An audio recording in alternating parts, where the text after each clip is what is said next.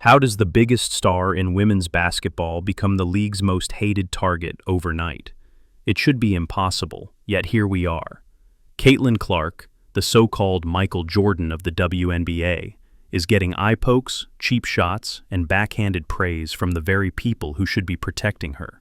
But if you think this is just about jealousy on the court, you're missing the bigger truth, because the problem goes all the way to the top.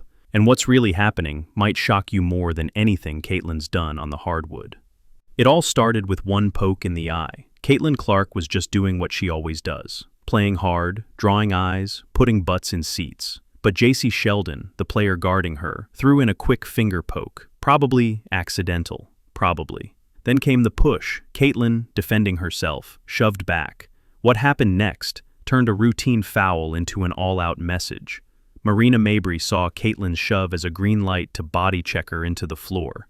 Caitlin went down hard, teammates rushed in, words flew, bodies tangled. For a moment, it felt like a backyard brawl, except this was the WNBA's main event, with its star player flat on her back. And the refs? A slap on the wrist. Flagrant fouls, no ejections, business as usual. So Caitlin's teammate Sophie Cunningham decided to settle it the old-school way, retaliation. A few minutes later, why the WNBA doesn't want a new face. Here's where it gets weird. In any other league, if you find a player that gets casual fans to tune in, someone who breaks viewership records just by existing, you protect them like gold. The NBA knows this. The NFL knows this. But the WNBA? They're acting like Caitlin's popularity is a problem. Don't take my word for it.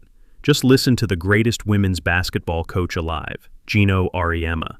This man built dynasties, mentored legends, shaped the sport, and when asked about Caitlin Clark last year, he called her fan base delusional, said they were disrespectful for believing she'd tear the league apart, called them stupid.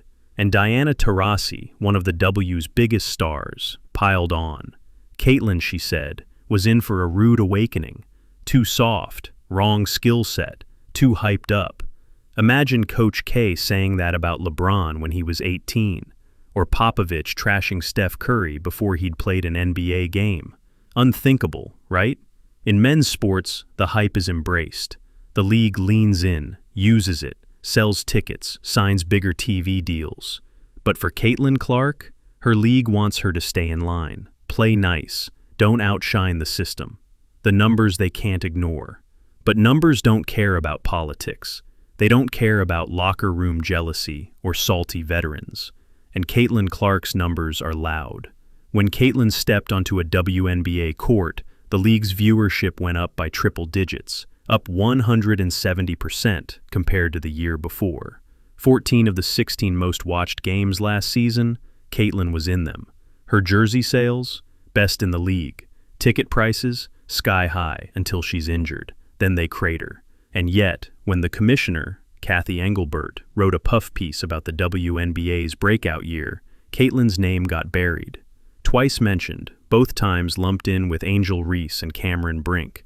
The article gave more credit to the league's app than its best player. An app, as if an updated download icon put 20,000 fans in the stands to watch Caitlin's splash logo threes. It's almost like they don't want to admit Angel Reese and the manufactured rivalry. If you listen to the marketing machine, you'd think the WNBA is built on equal parts Caitlin Clark and Angel Reese. Rivals. Equals. Two sides of the same coin. But reality is messier.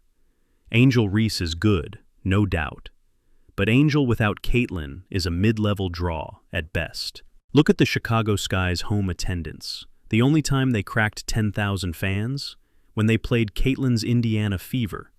And Caitlin wasn't even playing. She was out injured. That's how magnetic her name alone is. Tickets bought weeks in advance for $400, sold for $7 at tip-off when news broke Caitlin was out. That's not a rivalry. That's a one-woman show propping up the whole stage. Still, Angel parrots the talking points. We're both the reason women's basketball is blowing up. And honestly, can we blame her? Everyone around her, teammates, fans, even the commissioner, tells her she's just as big as Caitlin. Repeat a lie long enough, you might just believe it. The Caitlin Clark effect. The numbers don't lie. When Caitlin sits, ratings dive 55%. When she returns, people line up to watch her bomb threes from Steph Curry territory. Take her first game back after a 19-day injury break. Indiana Fever versus the New York Liberty, the best team in the league. Caitlin drops 32 points, 9 assists, 8 boards, splashing 3 straight triples from near half court. And the Liberty's star, Breanna Stewart, the most decorated player in women's basketball right now, just laughed. Because what else can you do when the new kid hits Steph shots in your face? They call her overrated, but every time she plays, the ticket prices say otherwise. The real reason for the hate. So why do the league, the old stars, even coaches, want to bury her shine? It's simple. Human nature. This isn't about gender, race, or politics. It's about power. Caitlin Clark is 22 years old. She was crowned the face of the WNBA before she ever laced up for a pro game. That crown didn't sit well with the vets who grinded for decades just to get half her buzz. Diana Taurasi, Cheryl Swoops, they hustled in half-empty gyms, begged for coverage, fought uphill for relevance. Then, here comes Caitlin, a blonde sharpshooter from Iowa, anointed as their Jordan before she takes a single pro dribble. And she might actually live up to it. Sound familiar? It should.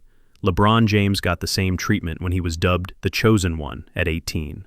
His own Cavs teammates doubted him. NBA legends threw shade. Then he proved them wrong, and the hate turned into love. Same thing with Steph Curry. Too skinny, can't win with jump shots. Then 3 rings later, nobody's complaining. It's just sports. It's competitive. Nobody wants to lose their crown to a kid. What happens next? So, where does Caitlin go from here? If history repeats, the noise fades the moment she starts winning real hardware. MVPs, championships. Once she does that, the old guard can't deny her. The same haters now will be praising her later, saying they knew it all along. But there's a bigger danger for the WNBA. If they keep treating Caitlin like a threat instead of a gift, they'll waste the greatest chance they've ever had to break through. One player can't carry a league forever if that league keeps tripping her up. The NBA knows this. They protect their faces. They promote them. The NBA drama that's next, and if you think the drama ends here, think again. Because while Caitlin Clark is fighting for respect, the NBA's biggest names are quietly stirring up chaos behind the scenes. Kevin Durant's trade rumors won't die. Giannis is dropping cryptic quotes about loyalty. And now Ja Morant's entire future is up in the air after the Grizzlies shocked everyone by moving his co-star Desmond Bane. The offseason just got nuclear, and nobody knows where the pieces will fall. So if you thought Caitlin Clark's story was wild, wait till you hear what's about to explode in the NBA. Call to action, smash that subscribe button so you don't miss the next twist. Because in sports, the drama never stops, and neither do we. The bigger lesson: can women's sports handle a superstar? But there's one last angle that nobody wants to talk about. Caitlin Clark isn't just a player. She's a test. A test for whether women's sports can handle having a true global superstar. For decades, fans and media have said the same thing.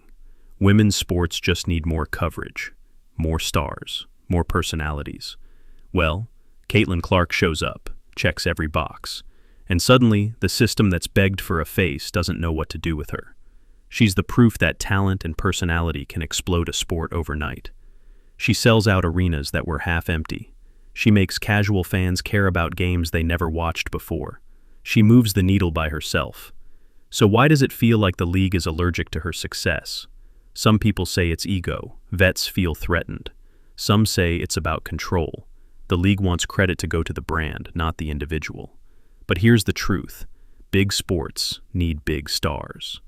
The NBA wouldn't be the NBA without Jordan, Kobe, LeBron, or Steph. Tennis needed Serena and Federer. Golf needed Tiger. UFC needed Ronda and Conor. The same rule applies here. If the WNBA wants to break out for good, it needs to accept that one player can be bigger than the logo for a while. That's not disrespect. It's how sports grow. And if the league embraces Caitlin instead of resisting her, every player eats. More deals, more fans, more paychecks. Everybody wins. So the question isn't whether Caitlin Clark can handle the spotlight. She's proven she can. The real question is, can the WNBA handle Caitlin Clark?